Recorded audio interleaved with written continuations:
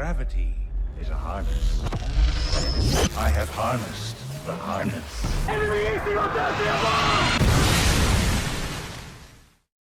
So my last video got a couple of views, enough to actively make an impact in the price of energy generator, so I thought for this video I'd go with a warframe that is a little bit more obscure and irrelevant, just to bring the numbers back down again. I don't really feel like having one of the SEC death units come after me, so it's probably for the best. Though it is quite nice to know that I can manipulate the stock market at any time now. Anyway, Zephyr. Now I really like Zephyr because Zephyr has a different movement system to every other warframe in the game. Sure, Gauss is the one that benefits the most from moving around, but Zephyr is the only one that fundamentally changes the movement system that you're using by forcing you to stay in the air. And Zephyr has some great powers as well, but I've tried to record this video once now already, and I managed to spend 10 minutes going through Zephyr's powers, so I'm going to try and speedrun it this time. Get Summoning Salt in here and start the timer. To start with, Zephyr has two passives. The first one makes her lighter than other warframes. This doesn't affect her jump height, just the rate that she rises and falls through the air. The second one gives her plus 150% crit chance on all her weapons while they're in the air.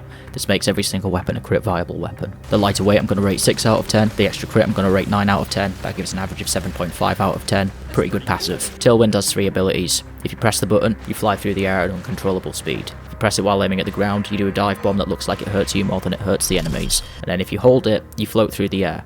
This costs 5 energy a second, which means that it can only last 45 seconds based on the energy that Zephyr has at level 30 without endurance drift or flow. Flying through the air, 3 out of 10, useful in open worlds. Dive bomb, 1 out of 10, useful in no situations. Floating in the air, 4 out of 10. More useful than flying through the air in a normal mission due to her passive, however, still very useless. Total, 3 out of 10. Trash ability, just not going to ignore it for the rest of the video. In fact, edit it out. Airburst fires a projectile. If you tap it, it pulls enemies in. If you hold it, it pushes enemies away. But if you cast it while in the air, it halves the cost. Pretty self-explanatory ability. I'm rating it 8 out of 10. It's very useful. Turbulence is a great defensive ability. It blocks all projectiles, including hit-scan weapons. Its augment jetstream is only really useful if you're playing Eidolon Crossing. 9 out of 10. Its duration's a bit lacking, but otherwise it's fantastic. Tornadoes pick up enemies for CC, but they also redistribute damage dealt to them into enemies that are picked up by the tornado. This then spreads to other tornadoes, allowing you to hit a large amount of targets at once. It also has a hidden stat where any crits dealt to it deal an additional plus 200% crit damage, so using a crit weapon is very beneficial when using tornadoes. I rate this 9 out of 10. Good damage, good CC. Adam! 138.91. I can do that faster, let me try again. So from this we can isolate 2 issues. 1. Zephyr is too vulnerable without turbulence being there. 2.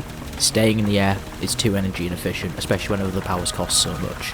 So if we eliminate we can cure part of the energy efficiency issue with Zephyr, while also solving a third more minor problem, an inability to take advantage of her passive.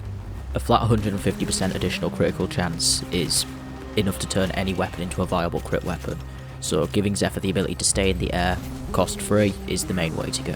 Because we don't need to worry about the flight ability or the dive bomb, we all need to focus on the float. So I find that the best way to eliminate the need for this is to instead focus on aim glide.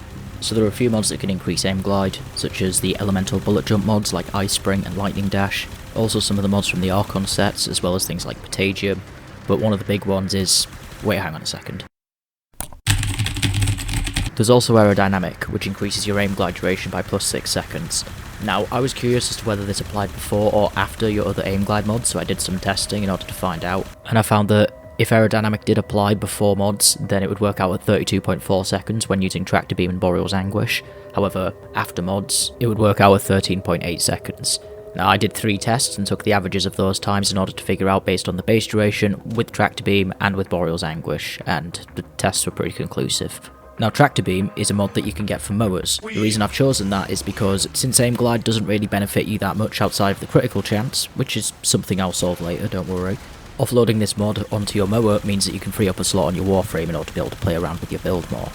Also, Tractor Beam has the benefit of also reducing your gravity by 50%, so when you are aim gliding, you won't fall through the air slowly, allowing you to take better aim, and also don't have to worry about losing height. With all of this in mind, I would recommend using Aerodynamic, Boreal's Anguish and Tractor Beam as your aim glide mods.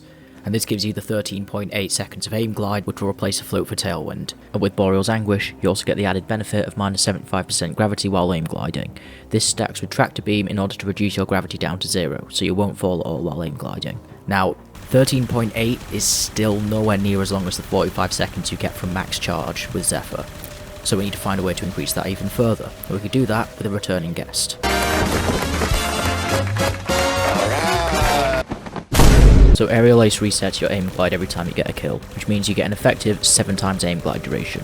This brings our 13.8 seconds up to 96.6 seconds. When that's compared with the 45 seconds we were getting from the float, it's considerably larger. The two issues with this are getting a kill will overlap the previous reset of your aim glide duration. So if you want to maximise it, you want to space out your kills somewhat, swap to your secondary. The other issue is that it only works on rifles. So it will work on any rifle of your choice, take your pick. I personally like the Supra, but if you guys have watched my videos so far, you'll probably have realised I'm pretty obsessed with miniguns. And sniper rifles. You'll find that one comes later. So now I've eliminated part of the issue with the energy efficiency, we'll instead focus on vulnerability. And this is because Aerodynamic and the Boreal set both share a feature, reducing damage while airborne. Aerodynamic reduces your damage while airborne by 24%, and the Boreal set, with Anguish, Hatred and Contempt, stacks up to a 60% damage reduction while airborne. Then finally, there's Aviator, which reduces it by a further 40%. Now I calculated the stack up of this damage reduction, and it turns out it reduces your damage cumulatively down to 82%. This then combined with Zephyr's armor rating, which gives a 29.4% damage reduction, ultimately stacks up to 87.12% damage reduction.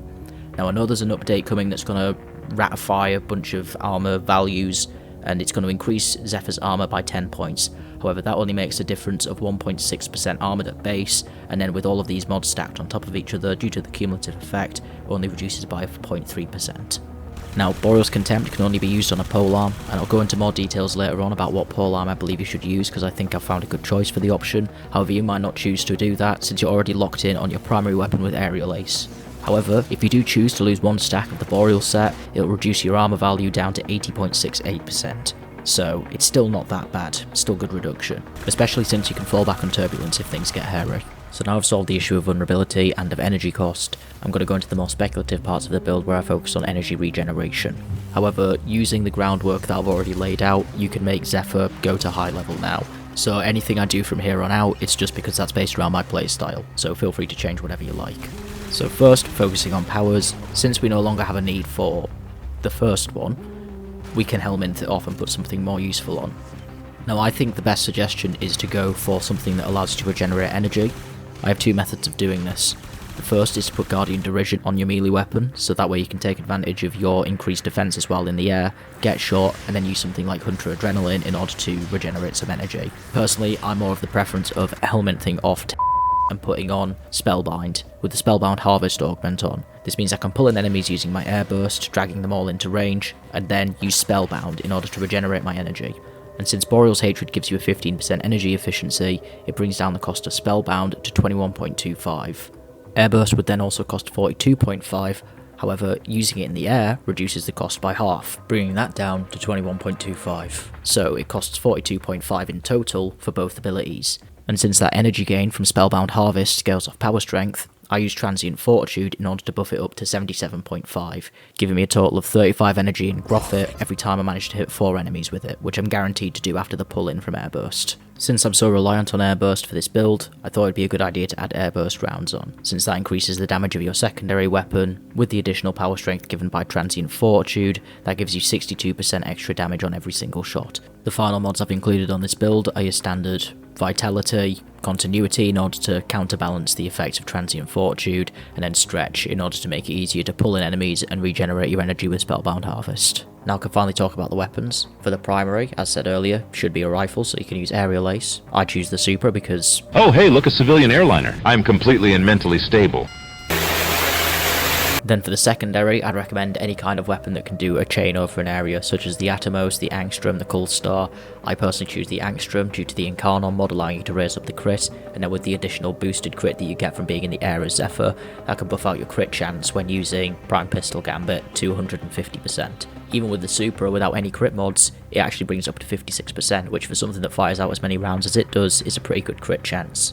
When it comes to the Angstrom, however, I would suggest using Ice Storm, as it gives you cold damage and then also increases your magazine capacity. And since the Angstrom ejects its entire magazine on full charge, the higher your magazine capacity, the more you can bomb them. My resolution? Airstrikes. Bomb them. Bomb them. Keep bombing them. Bomb them. again and again. So for choice of melee, I'd recommend using a polearm type Zaw. This should be constructed with the Crunch Head, the Stun Grip, and the Vagreet 2 Ruhang link. This gives you the most powerful polearm that you can get with the highest crit chance, but all of this comes at a cost of speed. But since we're going to be relying on Exodia Contagion in order to be able to use our melee weapon in the air effectively, speed doesn't really make a difference. So there's a few interactions of Exodia Contagion I'm going to go through first. 1. It can proc Pack Leader, so throwing out your Exodia Contagion will heal your mower. 2. It benefits from the combo counter, but it won't increase the combo counter on a hit, so using something that increases your initial combo can actually be very beneficial. 3. Exodia Contagion activates at a set period during your attack. As such, increasing your attack speed won't make a difference to it. So now I'll go into the build we're actually going to use in our Zaw polearm. So first we've got an Exodia Contagion, the backbone of this build that allows us to use it in the air. Any stance mod works since it just increases your capacity for the sake of what we're using it for. Boreal's Contempt to reduce damage while airborne, and also increases melee damage. This will then stack with some kind of pressure point mod. I'm going with the sacrificial set because I want the cumulative critical chance for a reason I'll show you later. And then from that, a true steel type mod, again using sacrificial since it stacks with sacrificial pressure. Organ Shatter to buff out that critical damage, and then since we don't have a status built Zaw, it's best to go with pure stat elemental mods, so I've gone with Northwind and Prime Fever Strike for viral. Then we have Corrupted Charge. This increases your initial combo counter to 2 times as a base, which as I said earlier, then applies to the thrown attack from Exodia Contagion, just giving you a flat 2 times damage buff. So looking at the crit from this mod setup, this Zaw has a 32% base crit chance, with mods, 104% using the system that I'm using, which doesn't have a fully leveled up sacrificial steel. However, with the 150% additional crit buff given by Zephyr while in the air, this raises the total crit up to 184%. But there is a way to get that higher. Now the final thing I have on this build is Killing Blow. And Killing Blow is there for a very specific reason. There's a little trick that you can do with Exodia Contagion in order to maximise out its damage. Now I called my Zaw the early lunch, but I'd like to show you a little technique I like to call the Midnight Snack. So what I'm doing here is I'm performing a heavy melee attack in the air, without slamming. This allows me to get all the benefits of a heavy melee swing, while also being able to throw Exodia Contagion. To do this, first you need to equip your Zaw, double jump and aim glide. This fulfills the conditions of Exodia Contagion. Then, slide while in the air and perform a heavy melee attack. This will perform a sliding heavy attack which can also throw the Exodia Contagion. And because I equipped Sacrificial Steel earlier, we get the benefit of the 2 times critical chance on heavy attacks in the air, which brings the Zaw's modded melee crit up to 176. This then combined with the boosted crit from the air glide brings the Zaw up to 256% critical chance, giving it the ability to red crit. So looking back at the original list, we've managed to solve all of the problems that Zephyr has, and we still have slots for Arcanes. So these are completely up to personal choice, however I like to use Arcane Arachne since you're going to be spending a lot of time in the air. Being able to grab onto a wall to reset your jumps and also getting a damage buff from it is incredibly useful, and Arcane Reaper, because it turns out Arcane Reaper can be procced by Exodia Contagion. So it turns out that throwing a nuke is actually good for you, and that's why you can trust the government and drink the tap water. I'm Barack Obama, and I approve this message. So that's everything for the Zephyr build. I hope you guys enjoyed it. I'm probably going to take a little break after this one, before I come back with the next one, since I haven't had a chance to play Payday 3 yet. So feel free to leave a comment with any recommendations, and I'll see you guys soon.